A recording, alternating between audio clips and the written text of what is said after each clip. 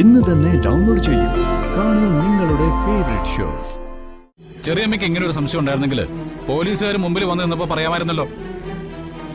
അവരെന്നെ പിടിച്ചോണ്ട് പോവായിരുന്നല്ലോ. ഞാൻ അതിനു വേണ്ടി പറഞ്ഞതല്ല. പറ്റിയത് കയ്യബദ്ധമാണെങ്കിൽ നിനക്കൊരു പോറല് പോലും ഇല്ലാതെ രക്ഷിച്ചെടുക്കാൻ വേണ്ടിട്ടാ. അല്ലെങ്കിൽ ഇവള് കൊന്നുകളയില്ലായിരുന്നല്ലോ എന്റെ മോളെ. അയ്യോ മോളെ.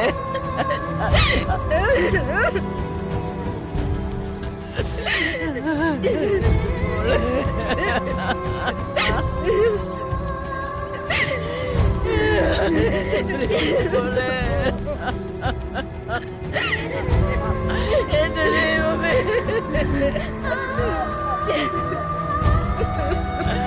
അയ്യോ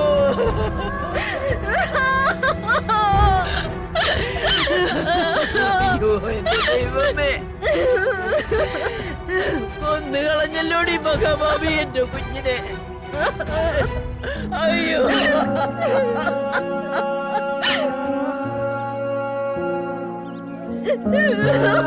അയ്യോ എന്റെ ദൈവമേ.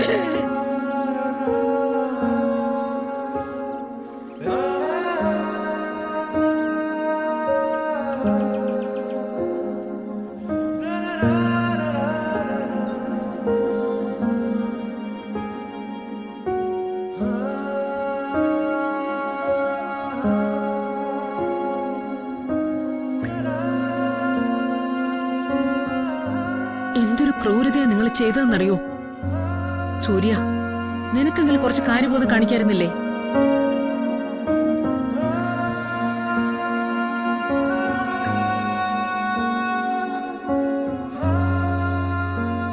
ഇത്രയും വലിയൊരു കാര്യം നടന്നിട്ട് എത്ര നിസ്സാരമായിട്ടാ നിങ്ങളത് കൈകാര്യം ചെയ്തത്.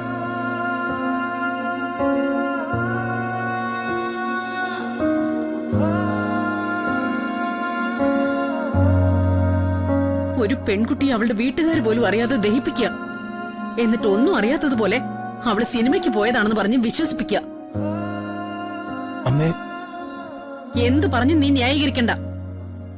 ഇപ്പൊ ഈ കാര്യമേ നാട് മുഴുവനും അറിഞ്ഞു കാണും.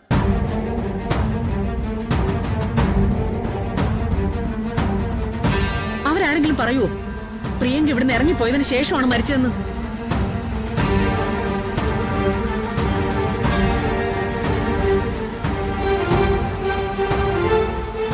കണിമംഗലത്തുകാര് കൊന്നു എന്നല്ലേ പറയാ?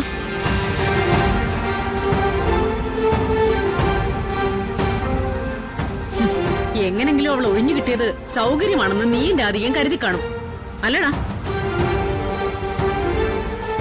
മരണം പുറത്തറിയിച്ചാ നിങ്ങൾ തമ്മിൽ ഒരുമിക്കുന്നത് വൈകിയാലോ? അതല്ലേ ആരും അറിയാതെ എല്ലാം ഒതുക്കി തീർത്തത്.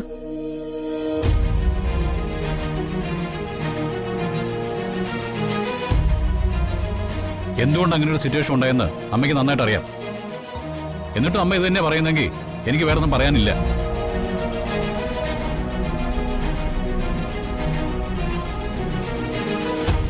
ചന്ദ്രശേഖര, ഇവര് കുട്ടികളാ.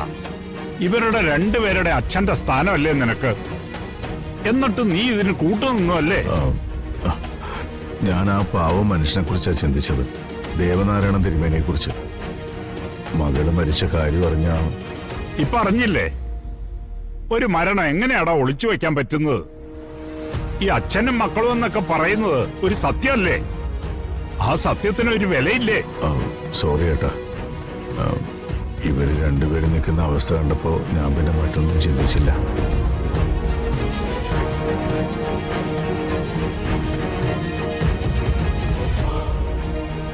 ഇപ്പൊ പോലീസുകാര് തിരിച്ചുപോയി. പക്ഷേ ഇതുകൊണ്ട് അവർ അന്വേഷണം നിർത്തുമെന്ന് ചെറിയച്ഛന് തോന്നുന്നുണ്ടോ?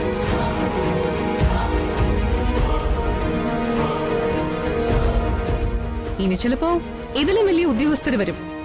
നമ്മളെയൊക്കെ ഓരോരുത്തരായിട്ട് ചോദ്യം ചെയ്യാനും തുടങ്ങും.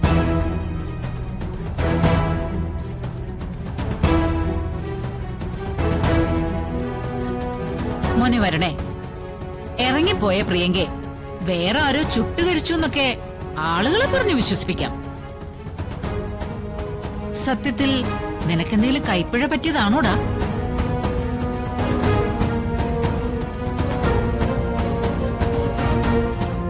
അല്ല, ഒന്ന് കത്തിക്കുമെന്ന് നീ തന്നെയല്ലേ പറഞ്ഞത്? അങ്ങനെയല്ലേ ഇപ്പൊ സംഭവിച്ചിരിക്കുന്നത്?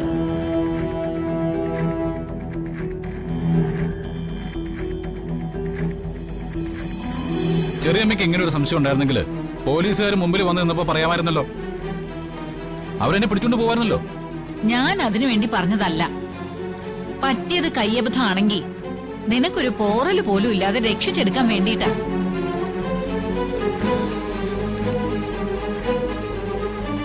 വരുൺ, ബോഡി കണ്ടപ്പോ മുതൽ ഞാൻ നിങ്ങളുടെ കൂടെ തന്നെ ഉണ്ടായിരുന്നു. പക്ഷേ അതിനു മുമ്പ് സംഭവിച്ച കാര്യങ്ങൾ എനിക്ക് അറിഞ്ഞുകൂടാ.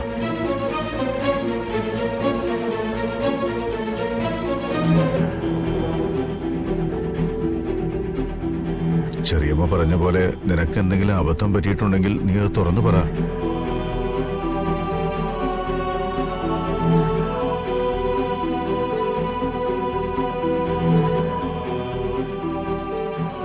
പോലീസിലായാലും രാഷ്ട്രീയത്തിലായാലും ആവശ്യത്തിന് പിൻബലം നമ്മുടെ കുടുംബത്തിനുണ്ട്.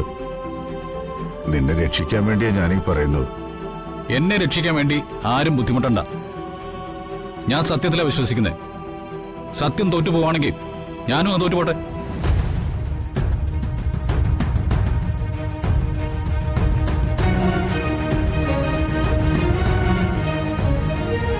ഞാൻ പറഞ്ഞ പല കാര്യങ്ങളും അമ്മ ശ്രദ്ധിക്കാതിരുന്നിട്ടുണ്ട്. പക്ഷേ ഞാൻ ഒരിക്കലും അമ്മയോട് കള്ളത്തരം പറഞ്ഞിട്ടില്ല. പ്രിയങ്കയുടെ മരണവുമായിട്ട് എനിക്ക് ഒരു ബന്ധവുമില്ല. അത് അമ്മയ്ക്ക് ഉറപ്പായിട്ടും വിശ്വസിക്കാം.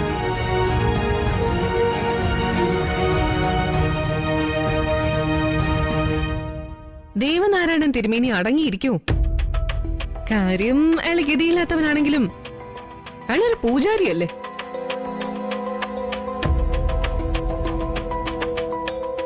അയാൾ ഒരു പോലീസ് ഓഫീസറുടെ മുന്നിലേക്ക് കയറി ചെന്ന വില കിട്ടും.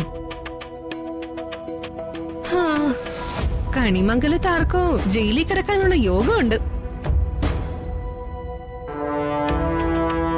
കൽപ്പനെ ഒന്ന് മിണ്ടാതിരിക്കുന്നുണ്ടോ? അമ്മേ, കണിമംഗലത്തെ എന്ത് പ്രശ്നം വരുമ്പോഴും നീ നിന്റെ ലാഭത്തെക്കുറിച്ചാ ചിന്തിക്കുന്നേ. ഈ കാര്യത്തിൽ അത് വേണ്ട.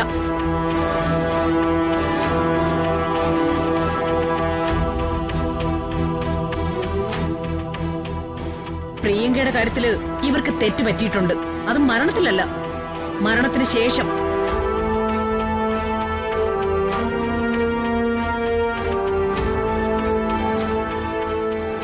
വരുണിനെതിരെയോ സൂര്യക്കെതിരെയോ ഈ കാര്യത്തിൽ എന്തെങ്കിലും അന്വേഷണം വന്നാലും കുടുംബം മുഴുവനും അവരുടെ കൂടെ നിൽക്കുക വേണ്ടത്.